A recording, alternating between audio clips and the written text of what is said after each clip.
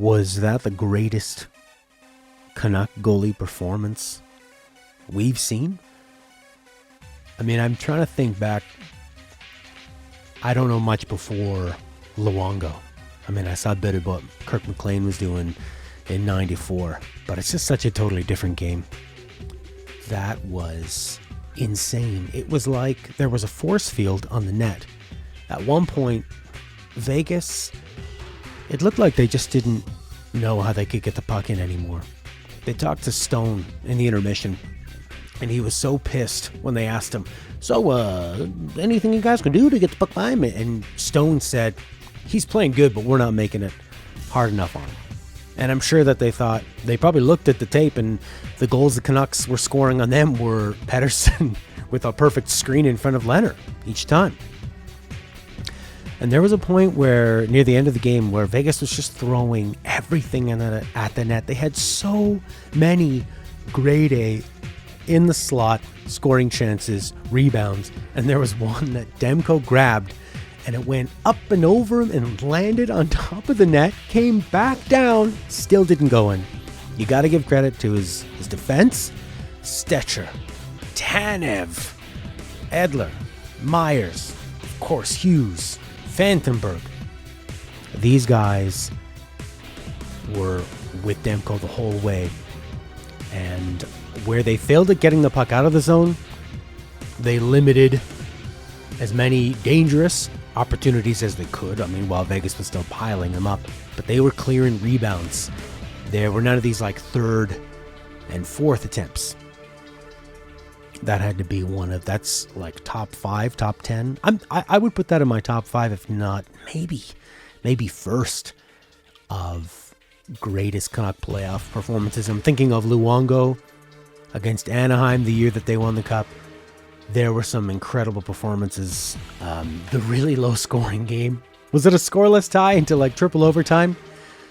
That was an incredible goaltending duel between Luongo and Turco. I know a lot of people call that series really boring. I found it exhilarating. I loved the goaltending duel, and what Luongo almost single-handedly helped the Canucks beat Anaheim, and everything Luongo was doing in their 2011 run, other than the games in Boston where he just was letting in shots from everywhere.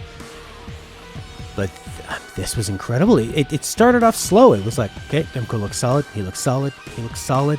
And all of a sudden, you're in the third period and you're realizing he's not as like flashy because he's just so solid and he has so much control. And that's the kind of goalie you want. I mean, there are goalies that will come up with these incredible acrobatic saves, but really what you need to win is somebody who's not going to be giving up crazy chances and can control the rebounds and is in the right position to make the easy save. When you think of Tim Thomas shutting down the Canucks in 2011 in the Stanley Cup Final, he was making a lot of just regular saves, and that's because Boston had incredible defense and a team defense that was keeping the Canucks to the outside. And it's because the Canucks didn't have a lot of dangerous snipers, but Tim Thomas just made everything look super easy.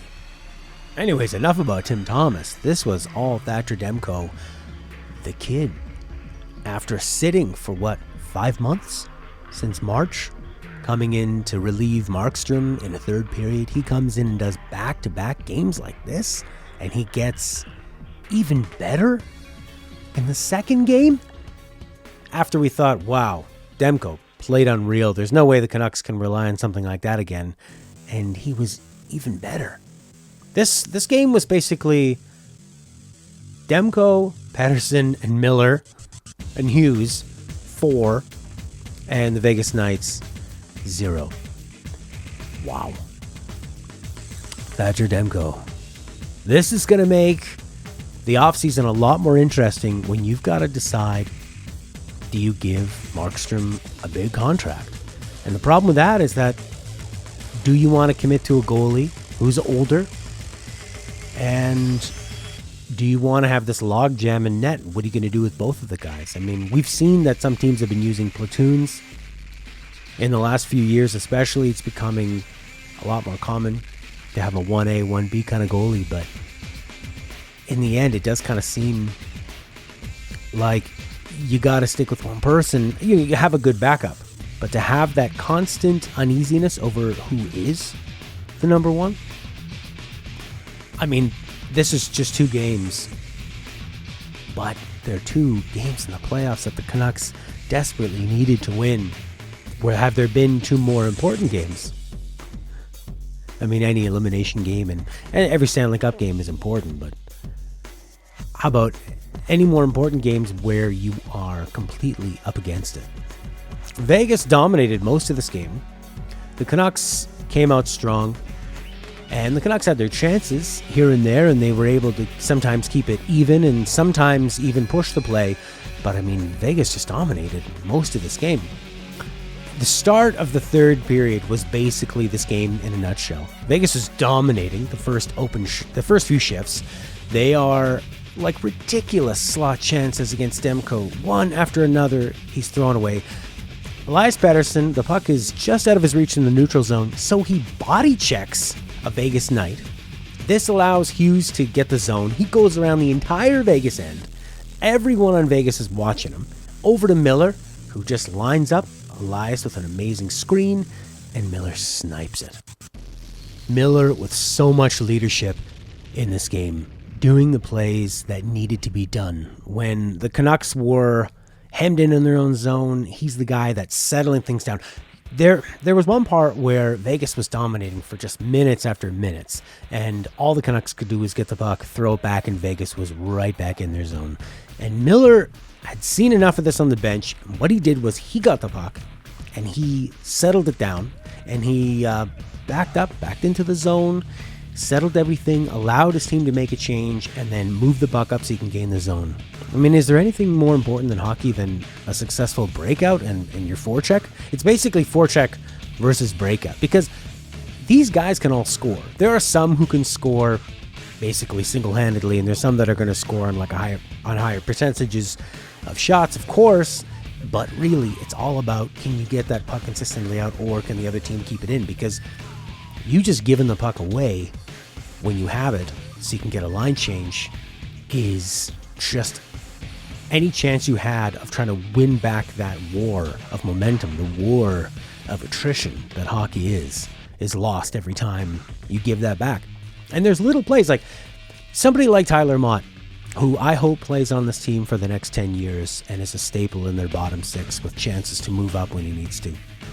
He's so valuable when the Canucks are being hemmed in and they can't do anything with the puck for a few shifts in a row, several shifts. Vegas is just dominating. And Mott will do those plays where he settles the team down or grabs it, chips it. He finds an opportunity and he's able to just push out and get into the Vegas zone and make something happen. And it doesn't matter if he doesn't score. It doesn't matter if they don't even get a shot. What matters is that if you can get Vegas to freeze the puck, if you can get Vegas to then give you the puck with a giveaway there, now you're starting to turn the tide, and then a goal can come later because of that, once you get that momentum going. I mean, once you get the momentum going, Mott can score a goal. Jay Beagle can score a goal when there's momentum going. All these guys can. It's just that's the main difference is what are you doing in between the nets? What are you doing in between the goals? And that's the beautiful thing about hockey, and that's why it's such a wonderful team sport, and that's why you can have a Connor McDavid and a Leon Draisaitl and all kinds of offensive talent, and the team can still struggle in Edmonton. This isn't basketball. This isn't football with a great quarterback and coach. This is a team game. Although, my counter argument to that will be what Demko did. It's impossible to lose if your goalie doesn't let them score and you can squeak out a few opportunistic goals. That was something special. And now you got to think for Vegas, who collapsed last year, up 3-1 to the Sharks. Go down to a Game 7, up 3-0 in the third period. They take that horrible, a major penalty that they shouldn't have taken, and they collapsed. And you've got to think that that's in their mind now. I mean, they did everything they possibly could in this game, and they couldn't solve Demko. Demko has to be in their heads, and last year has to be in their heads. And some of them, now you're thinking you're in the bubble, and you're thinking, man, fuck this. fuck this team. This isn't the real playoffs. We don't want to be here. And you can probably see that some of the guys in Vegas are starting to have that fear, that doubt checking out. And it's going to be up to their leadership to get them back into it. I mean, the next game is going to be crazy to see the first 5 minutes. Because the Canucks have, man, in almost every single game of this playoffs, I think the Canucks have dominated the opening minutes. That's their strength. They come out real strong. Vegas, we've seen take over second periods, and they can pour the gas on for most of the first and most of the third. They let up a little bit at one point, and actually, I wrote down a note. It was either like at the end of the second period or the third period. It looked like these teams were just wearing each other out. They were tired. And there's an ebb and flow where you can't just continuously go in and hitting each other as much as possible. The teams need to breathe. There's highs and lows. But the Canucks capitalized when they needed to. And they, even when they were getting hemmed in, you could see that personally, like their personality, the culture of them, they knew they were getting hemmed in, but they weren't playing defeated.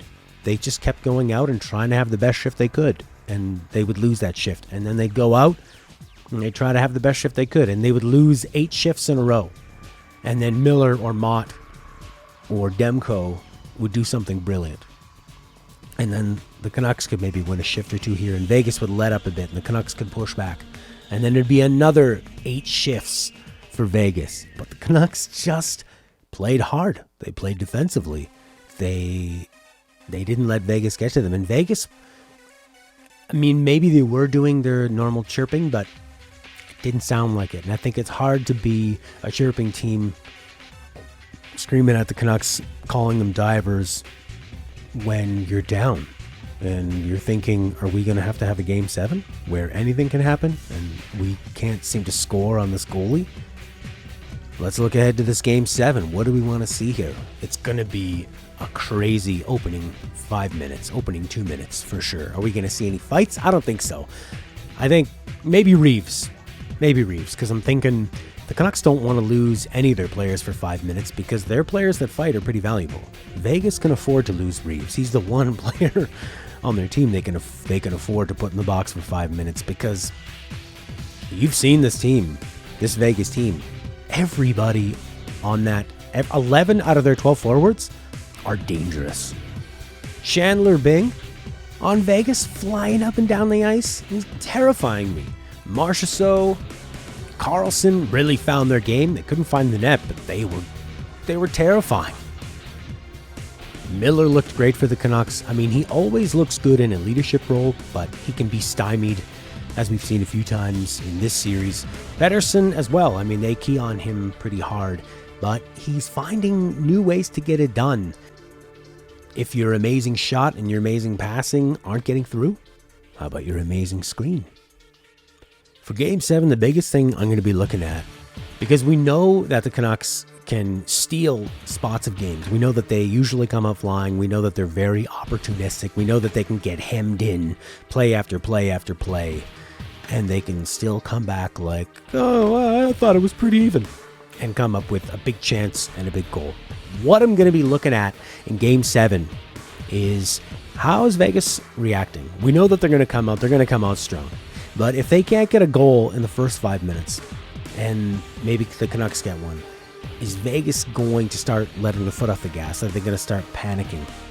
Are the Canucks going to be able to capitalize on that really sometimes overextended Vegas forecheck?